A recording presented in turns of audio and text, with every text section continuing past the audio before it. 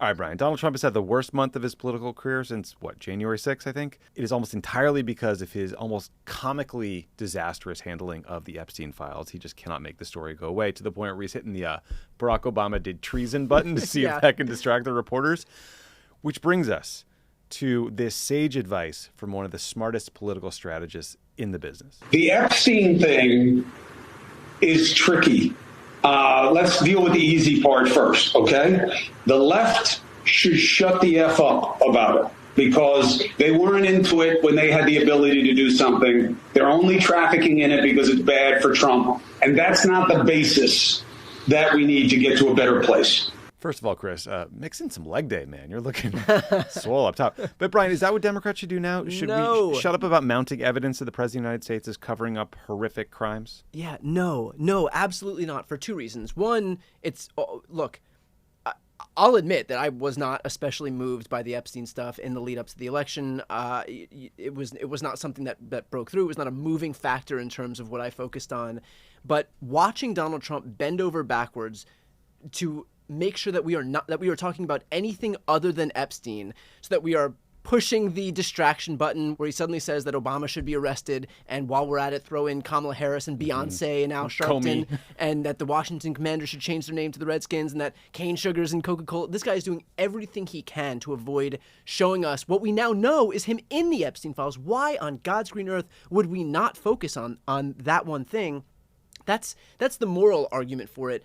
The political argument for it is that the Epstein stuff is breaking through in a way that is impossible to fake. I mean, Shane Gillis talked about it at the ESPYs. Mm-hmm. This is how you break through in the cultural zeitgeist, and it's not easy to do. And you can't do it, unfortunately, with Medicaid or food stamps or the usual political topics. Those usually get constrained to just politics and political commentators. Right. But when you've got the whole world talking about the Epstein thing, when you've got foreign reporters asking about the Epstein thing, when you've got comedians talking about the Epstein thing, this is not something you can fake. It's certainly not something that you can buy. And so lean in on exactly what the whole world is talking about, because this is manna from heaven. Doesn't come around often. Yeah, I mean, what he's saying there, it's like the left wasn't excited about the Epstein thing when they had something to do about it. Yeah, that's because Republicans at the time were claiming that there was some broad cover-up of the Epstein files by Democrats, and the files would reveal that, I guess Bill Clinton did something really bad. Now it seems quite clear that Donald Trump is covering up whatever's in the Epstein files because he is implicated, and maybe a bunch of his friends are implicated. And it's gotten to the point where Speaker Mike Johnson was so freaked out about a bipartisan effort to force the release of the Epstein files about a vote on it that he sent the House into recess early. Yeah. Lawmakers went home early because they didn't want to talk about this. Not only that, this is somebody who has, dragged his feet on everything as it relates to Epstein for months and months and months, except when he sent Todd Blanche, his deputy attorney general, sprinting down to the prison in Florida to talk to Ghislaine Maxwell so that he can get to her before Congress would get to her for the deposition on August 11th. So if there was some agreement between Ghislaine Maxwell and Trump's DOJ, if there was some promise pardoned, that's already happened. And so they got to her before Congress was able to get to her. But it's interesting where Trump decides to drag his feet, where Mike Johnson decides to drag his feet in an effort to help Donald Trump, but where they spare no time and leave no stone unturned and sprint on down to get things done when it's in their interest. Yeah. Trump has given so many confusing, conflicting answers about all the Epstein questions he's taken that it's honestly, it's hard to keep track day to day. But here's a sampling of just a few of the rambling, disastrous answers he's given. A lot of this is from his trip to the UK.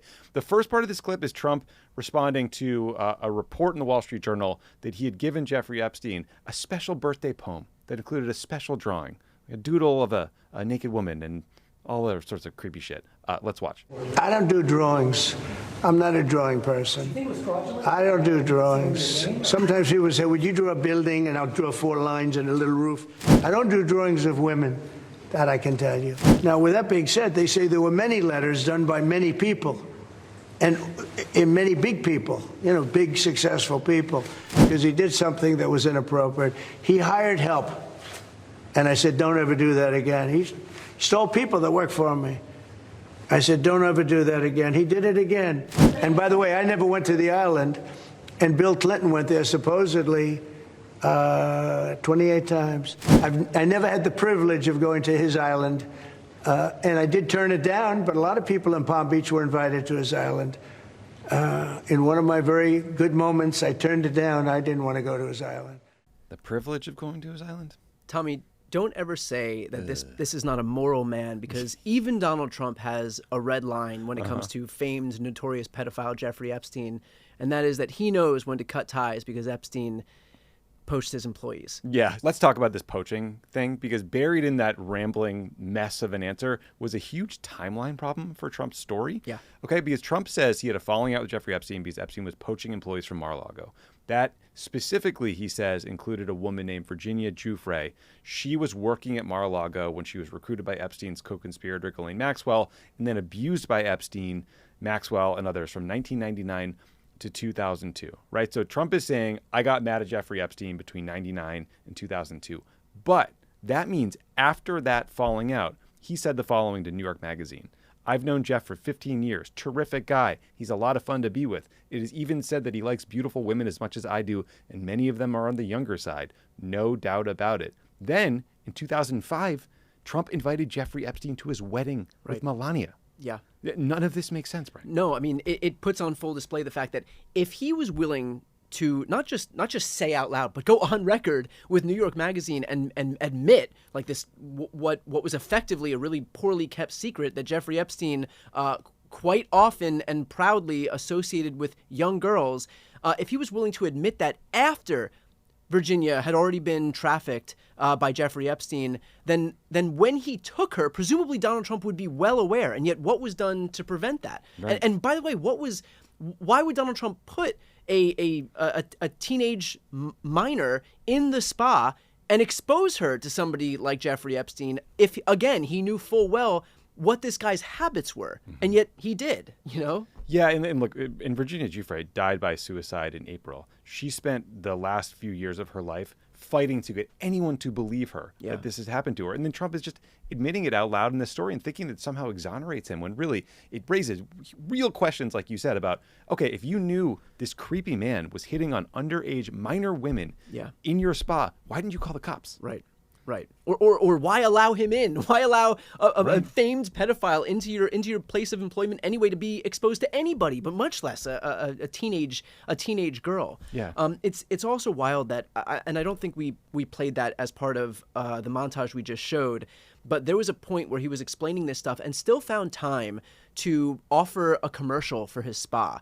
He actually has an aside where he talks about the spa, and he says this is one of the best spas in the world. And so even amid the reality, what we now know is that Donald Trump exposed this young girl to Jeffrey Epstein, who then took her, abused her, and trafficked her. He still I don't know what it is in his brain, but he felt that it was appropriate to use that opportunity to promote his property.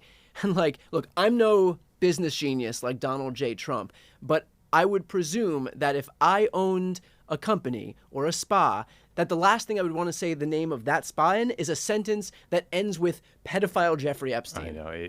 It's a disgrace. I mean, he views every opportunity to talk to the press as some sort of marketing. Right. And it's just, he's a disgraceful human being. So my producer showed me this video that will make you think differently about your gut health. Most apples have been grown for sugar content. Look at some of the labels. Sugar bee apple. Now, that ought to tell you what's in there. How about a honey crisp apple? That ought to tell you what's in there. There's a potential toxin that's in, quote, healthy foods that is affecting millions of people nationwide, and they don't even know it. Warning signs include weight gain, fatigue, digestive discomfort, stiff joints, and even skin problems. The good news is that you can easily help fix the problem from your own home. It's very simple. You just have to know which foods are actually healthy and which contain this hidden potential toxin. So you can find this yourself at gutcleanseprotocol.com/liberal. That's gutcleanseprotocol.com/liberal. Because after years of research, Dr. Gundry has decided to release an informative video to the public, free and uninterrupted, showcasing exactly which foods you need to avoid. Go find that video at gutcleanseprotocol.com/liberal, or just click on the link in the description below. Brian, though Trump was quite busy bungling the Epstein cover-up, he did have time to slap the shit out of Republican Senator Josh Hawley. Oh, yeah. Josh Hawley's crime is pushing a bill that would ban members of Congress from trading stocks and having the nerve to suggest that this bare minimum ethics reform should also maybe apply to the president and vice president of the United States. Can't have that. Let's watch a clip of Josh Hawley groveling to Mr. Trump on Fox News. So when you spoke to the president, did he explain why he called you second tier? Well, I think that the president, a number of people who are opposed to banning stock trading had said to the president that he would be covered by the bill. He'd have to sell Mar-a-Lago and sell assets. Not the case at all. The president and the vice president, all their assets are totally exempted. And here's the point. This is what we talked about. The point of this bill is to ban members of Congress from trading on the information that only they have. I've supported this bill for years, Jesse. I think we call it the Pelosi Act. It is named for her because she is the poster child of this kind of behavior. It ought to be illegal and it ought to be prosecutable. Just to clarify, Trump called Hawley a second-tier senator in the Truth Social post. Here's what's so crazy. Presumably, the whole basis for this is because being able to trade these stocks leads to corruption, right? By using the transitive property, allowing people to continue engaging in these stock trades is basically a tacit admission that you are allowing corruption. Right. And so he's saying that Donald Trump gets to do the thing that he thinks is important enough to ban for certain people because he doesn't think that those people should be able to act corruptly.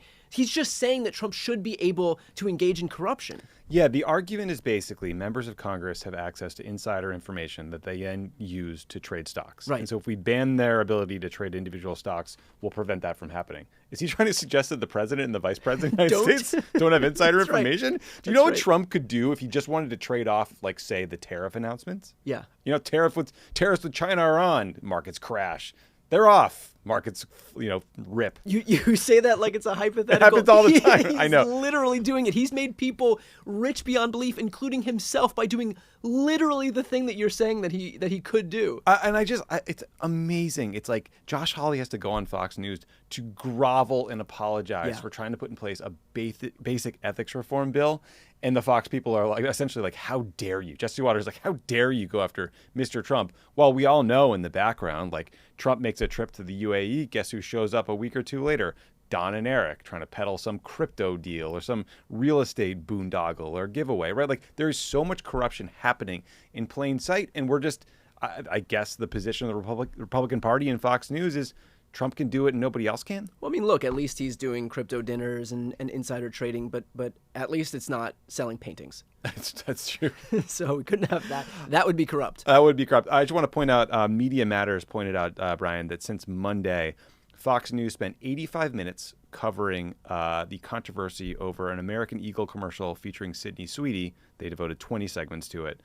In the same time period, Fox spent just 3 minutes discussing the Trump administration's handling of the Jeffrey Epstein files. The issue on which most of the cabinet is there, the issue on which they predicated so much of their identities and reputations. I mean, this was all Dan Bongino talked about. This is all Kash Patel talked about. We heard from Alina Habba, Megyn Kelly, Tucker Carlson, Pam Bondi, and now they don't want to talk about it at all. And I think this is a good example because this is a manufactured scandal. I think there were a few TikToks were really what caused this. Yeah, random internet commenters. But like this is where they live. This is where they're comfortable finding. I mean, if it means that they can pluck out one tweet from obscurity with 11 likes and make that the focus of all of their coverage because they are so comfortable focusing on culture wars, then that's exactly what they're going to do. That's their bread and butter. Yeah, that's exactly right. And the reason these guys can do this nonsense is because they have this vast right-wing media echo chamber. Correct. And what you're trying to do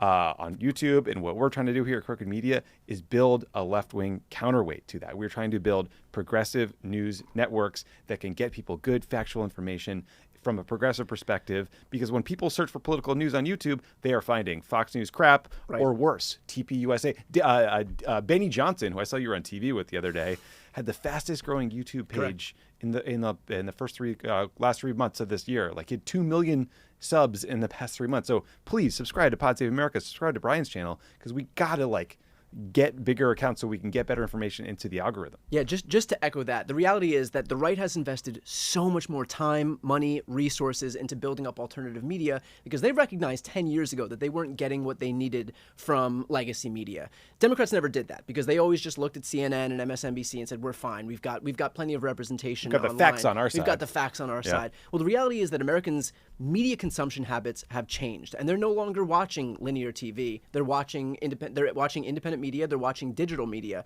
The Republicans have, like I said, that huge head start, and they've invested all of this time and energy into this stuff. And so if you go on TikTok, if you go on Instagram, if you go on YouTube, if you go on any of these sites, inevitably you will fall down a right-wing rabbit hole. It might not be immediate, but there is just so much more right-wing content than left-wing content. You will eventually get there. And that's what allows them to put forward this Sydney Sweeney stuff, these manufactured crises, and know that people are eventually going to consume that content and think that Democrats are woke and crazy and, the whole thing. And so if you're not yet subscribed to this channel, if you're not yet subscribed to my channel, do what you can to subscribe, watch some content, get this stuff in the algorithm, not just for you, but so that when other people log on to YouTube or whatever platform they're on, they will get this pro-democracy content before they get right-wing content. So again, to echo Tommy's point, if you're not yet subscribed, it doesn't cost you anything to subscribe. Yeah, please help support these voices that are fighting for some truth out there. That's right. It's free. I'll yell about Sydney Sweeney.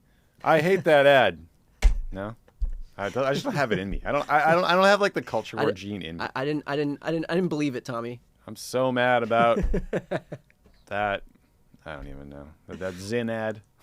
What are we mad about? Well, let's get mad about some shit next episode. Let's get really mad about some Black Rifle coffee or something like that. Episode's over.